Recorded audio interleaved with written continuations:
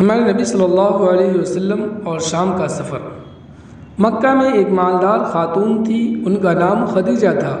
Be be Khadija رضی اللہ عنہا بیوہ تھی، ان کے شوہر مر چکے تھے۔ ان کا بڑا کاروبار تھا، تجارت کے لیے لوگوں کو روپیہ دیتی اور انہیں نفع میں شریک کر لیتی۔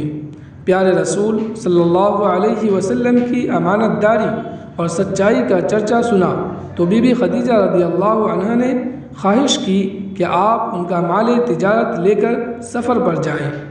آپ نے منظور فرما لیا اور بی بی خدیجہ رضی اللہ عنہا کے غلام میسرہ کو لے کر شام یعنی سیریا کے سفر پر روانہ ہوئے۔